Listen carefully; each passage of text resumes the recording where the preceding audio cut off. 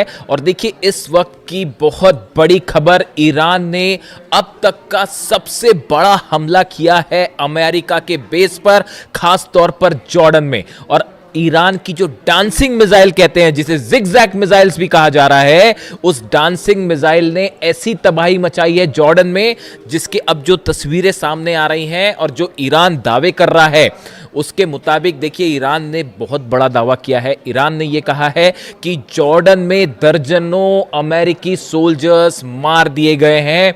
ये बहुत बड़ा दावा है कि कई अमेरिकी सोल्जर्स जो हैं, सैनिक जो हैं, वो मार दिए गए हैं। इसके अलावा अमेरिका के C-17 ट्रांसपोर्ट प्लेन्स गिर चुके हैं, P-8 एयरक्राफ्ट जो है वो जल चुका है, और सबसे बड़ी बात, ब्लैक हॉक हेलीकॉप्टर्स की एक पूरी यूनिट जो है वो इस बेस पर तबाह हो गई है। देखिए ये बहुत बड़ी क्लेम है जो ईरान कर रहा है, जो दावे है ईरान कर रहा है। ईरान की तरफ से पहले भी जो दावे हुए, देखिए वो धीरे धीरे सच साबित हो रहे हैं। हमने आपको बताया था कि जॉर्डन में जो हमले हुए हैं उसमें कई प्लेन तबाह हुए हैं। अब वो बात धीरे धीरे सामने आ रही है। 4 अमेरिकी सोल्जर्स की मौत की खबर जो है वो सामने आ चुकी है, लेकिन इसके बाद अब ईरान की तरफ से जो दावा है, ईरान का कहना है कई दर्जन अमेरिकी सैनिक जो है वो मारे जा चुके हैं। लेकिन अब देखिए इसमें बड़ा सवाल ये है कि आखिर ये हमले जॉर्डन पर कैसे हुए और कैसे ईरान के मिसाइल्स ने जॉर्डन के बेसिस पर जो है वो इतना सटीक निशाना साधा कि वहां हाहाकार की स्थिति है। देखिए मुवफ़्फ़क़ अल सॉल्टी बेस जो है पूरी तरह से तबाह है, बताया जा रहा है यहां पर जबरदस्त हमले हुए। Prince Hassan airbase, king Faisal airbase, ये जॉर्डन के वो बेसेस हैं जहां बड़ी संख्या में अमेरिकन जो थे सोल्जर्स मौजूद थे। अब देखिए हुआ क्या, ये कैसे जॉर्डन में इतना बड़ा नुकसान जो हुआ है अमेरिका को, जिसके दावे हो रहे हैं, ये कैसे हुआ, और ईरान की डांसिंग मिसाइल का क्या रोल है इसमें। अमेरिका के तमाम अखबार, मीडिया आप उठा के देख लीजिए, वो इन खबरों से भरे पड़े हैं कि ईरान की डांसिंग मिसाइल, जिगजैग मिसाइल जो अपना रास्ता बदल देती है। देखिए ईरान की तरफ से मिसाइल दागी गई जॉर्डन के इस तमाम बेसिस पर। हुआ ये कि अमेरिका के पेट्रियट सिस्टम ने, थाट सिस्टम ने इन्हें रोकने की कोशिश की, लेकिन जो खबरें आ रही हैं उसके मुताबिक ईरान की ये मिसाइल्स जो हैं ये जिगजैग रूट अपना रही हैं, यानी कि अपना रास्ता बदल दे रही हैं। इसीलिए इसे डांसिंग मिसाइल भी कहा जा रहा है। और अमेरिका का ये कहना है, अमेरिकी मीडिया का कहना है, साहब मैं खुद नहीं बता रहा अपनी बात, अमेरिकी मीडिया जो दावे कर रहा है, आप उठा के देख लीजिए जितने अखबार हैं अमेरिका के, कि ये जिगजैग मिसाइल और ईरान की डांसिंग मिसाइल को रोकने में पेट्रियट और थाड पूरी तरह से नाकाम हुआ। और इन मिसाइल्स की स्पीड इतनी ज़्यादा थी कि इसे रोकना असंभव था। नतीजा ये हुआ कि बहुत बड़ा नुकसान हुआ है, और अब अमेरिका ने इसे स्वीकार करना भी शुरू कर दिया है। और कितनी कैजुअलिटी हुई है ये अभी आने वाले वक्त में पता चलेगा। और ये भी कहा जा रहा है कि बदला लेने के लिए अमेरिका आज की रात बहुत बड़ा हमला कर सकता है, इस तरह की सूत्रों के हवाले से खबर है। अब देखिए एग्जैक्टली हुआ क्या। हुआ ये कि अमेरिका के जो फॉरवर्ड बेसिस में से शामिल हैं कुवैत और बहरीन, ये दोनों जगह से अमेरिका के फाइटर जेट्स टेक ऑफ कर रहे थे ईरान पर हमला करने के लिए, जो अभी दूसरे दौर के हमले शुरू हुए इस पर। लेकिन नतीजा क्या हुआ, ईरान की तरफ से अली अल सलीम बेस जो है कुवैत में, वहां पर पेट्रियट सिस्टम तबाह कर दिया गया, $1.5 बिलियन का नुकसान हो गया।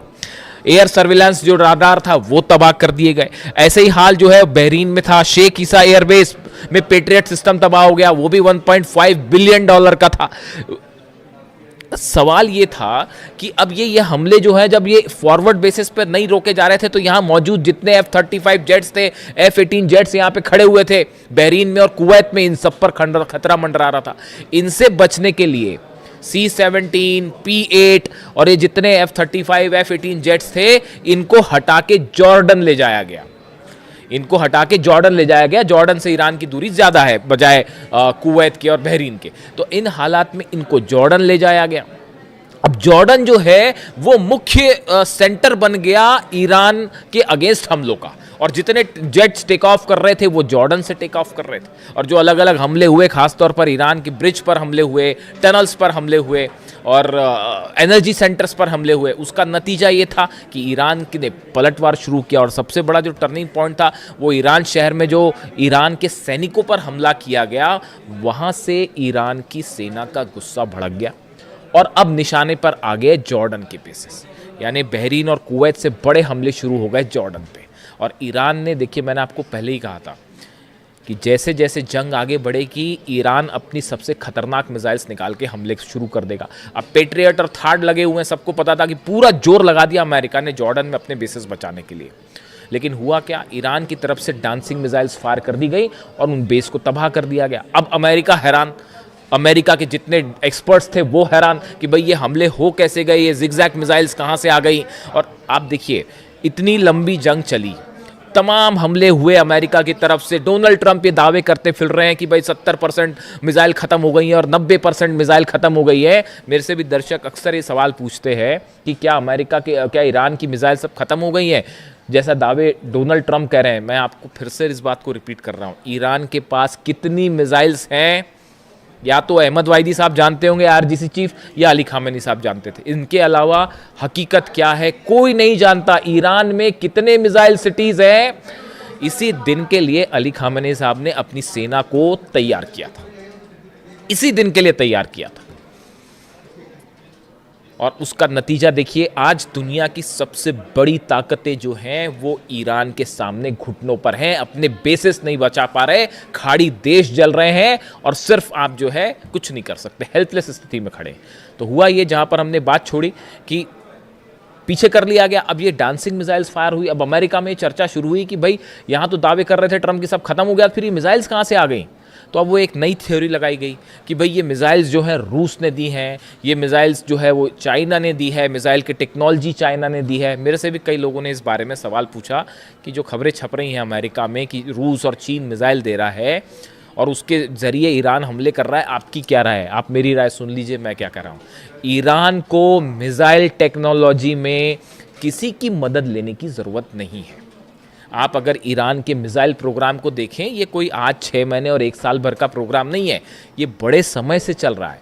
और देखिए लगातार ईरान ने, मैंने पहले ही आपको एक ऐसा शुरू कर दिया था कि जितनी मिसाइल्स ईरान के पास हो, चाहे सेजिल हो, चाहे खुर्रम शहर हो, चाहे फतह 110 हो, फतह 2 भी कहते हैं, ये सब मिसाइल के एडवांस वर्जन जो है वो आने शुरू हो गए, उन पर लगातार काम शुरू हो गया। और नतीजा ये है कि अब ये एडवांस वर्जन निकल के आ रहे हैं तो अमेरिका के हाथ पांव फूल गए और वो ये कह रहे हैं कि साहब ये तो रूस ने दे दिया। बिल्कुल ऐसा नहीं है। ईरान की जो मिसाइल्स हैं वो ईरान ने खुद डेवलप किए हैं। देखिए सैटेलाइट से मदद करना एक अलग बात है, ये वो बात सही है कि हो सकता है रूस और चीन के सैटेलाइट्स, कई एक्सपर्ट्स बताते हैं कि रूस और चीन के सैटेलाइट जो है वो मदद कर रहे हैं, रडार सिस्टम के जरिए मदद किया जा रहा है, जीपीएस के जरिए मदद किया जा रहा है, वो एक अलग बात है। लेकिन ये जो मिसाइल टेक्नोलॉजी और स्पीड, इस पर लगातार ईरान काम कर रहा है और सेल्फ रिलायंट है, किसी की ज़रूरत नहीं है ईरान को मिसाइल के मामले में। तो इन खबरों का मेरे हिसाब से कोई बड़ा आधार नहीं है कि ये मिसाइल्स पुतिन ने दे दी हैं या चीन ने दे दी हैं, ऐसा कुछ नहीं है। देखिए आप रडार्स दे सकते हैं, सैटेलाइट से नेविगेशन में मदद कर सकते हैं, वहाँ तक एक बात अलग है।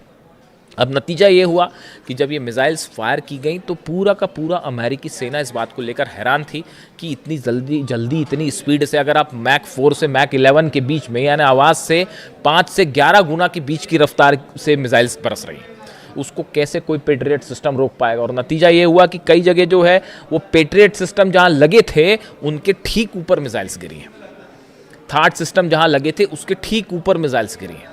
और इसीलिए जंग का जो मुख्य केंद्र है वो अचानक से जॉर्डन हो गया। मतलब ऐसा लग रहा है कि ईरान और जॉर्डन की लड़ाई चल रही है।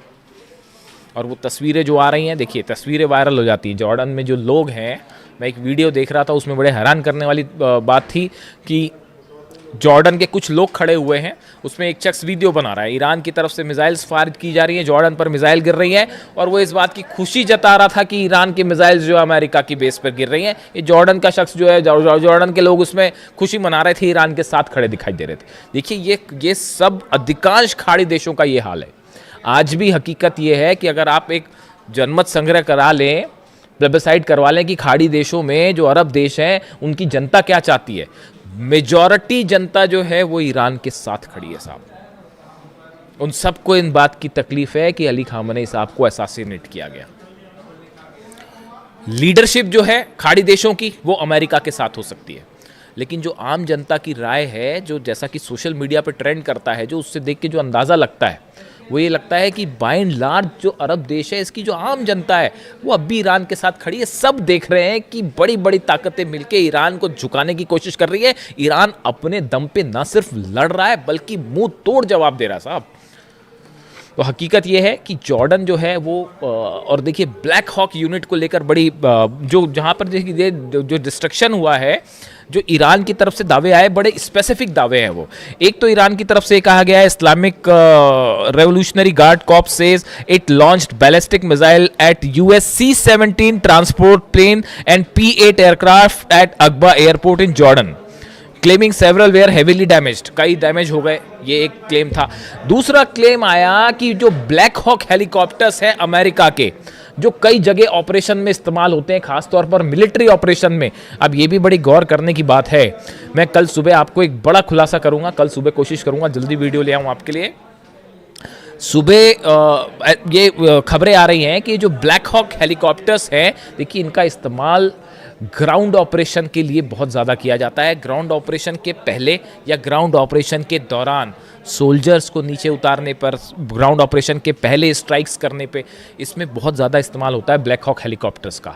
जॉर्डन में बड़ी संख्या में ब्लैक हॉक हेलीकॉप्टर्स मौजूद थे, जो इस ओर इशारा कर रहे हैं कि ग्राउंड ऑपरेशन की तैयारी है। ये बात ईरान अच्छी तरह से समझ रहा है। नतीजा ये हुआ, डांसिंग मिसाइल्स ने ब्लैक हॉक का डांस करवा दिया साहब। और वो जो है बड़ी संख्या में ब्लैक हॉक हेलीकॉप्टर्स जॉर्डन के बेसिस पर तबाह हुए हैं, ऐसे दावे ईरान कर रहा है। और ये जो स्ट्राइक्स हुई हैं, इस स्ट्राइक्स के बाद अब ये माना जा रहा है, देखिए बड़ा नुकसान है, सोल्जर्स मरे हैं, बेसिस तबाह हुए हैं। पिछली बार जो जंग हुई थी, जो इस सीज फायर के पहले की जो जंग थी, उसके जो आंकड़े आए, 428 अमेरिका की अलग अलग संपत्तियां थी, प्रॉपर्टीज थी, जिसमें सब शामिल थे अलग अलग, उन सबको जला दिया गया ईरान की तरफ से। यानी आप दूसरे सरल शब्दों में कहें, अमेरिका के 428 ठिकाने ऐसे हैं, जैसे एयरपोर्ट हो गया, मिलिट्री बेस हो गया, एम्यूनिशन रखने की जगह हो गई, सोल्जर्स जहां पर रुकते हैं, बैरक्स हो गई, ऐसे करीब 428 ठिकाने अमेरिका के ईरान ने जला दिए थे। ये जो सीज फायर का खेल डोनाल्ड ट्रंप खेलते हैं, ये क्यों खेलते हैं आप बताइए? अगर जंग जीत रहे होते अब तक कब्जा कर लिया होता साहब, अंदर घुस के, जैसे इराक में किया, जैसे अफगानिस्तान में किया, बाद में फिर बाहर निकलना पड़ गया, वो एक अलग बात है। लेकिन अगर जीत रहे होते तो कहीं ये कतई बात नहीं करते डोनाल्ड ट्रंप, अमेरिका कतई बात नहीं करता। ये जो बार बार हो रहा है कि हाँ अब ईरान तैयार हो गया, अब बातचीत हो रही है, हकीकत ये है कि जब बुरी तरह से पिटते हैं तब इस तरह की बात करते हैं कि साहब सीज फायर कर लो। बड़े सारे एक्सपर्ट्स की ये राय है कि अमेरिका तब सीज फायर की बात करता है या टॉक्स की बात तब करता है जब ऐसा लगता है कि हारने लगा, और एक बार फिर वही स्थिति बनने लग गई है। जितना नुकसान हुआ है, देखिए ये बात साफ है, आप एयर स्ट्राइक्स करके ईरान को नहीं दबा सकते, नहीं हरा सकते, हराने का कोई सवाल ही नहीं है। अब हॉर्मूज में 2 जहाज देखा आपने किस तरह से ठोक दिए फिर से, तो हॉर्मूज पूरी तरह से ईरान के कंट्रोल में है। और अब खाड़ी देशों में बड़े missiles, dancing missiles, zigzag missiles, जिनका इस्तेमाल हो रहा है, इसकी कोई काट किसी के पास नहीं है। और अमेरिका के plane, black hawk helicopters, C-17 transport plane, सब के सब आग के हवाले हैं। आज की रात भयानक हमले होने वाले, इसमें कोई शक नहीं है। ईरान भी तैयार है और देखते हैं अमेरिका की तरफ से क्या स्ट्राइक होती है। जो भी अपडेट होगा पहुंचाऊंगा आप तक। Thank you so much.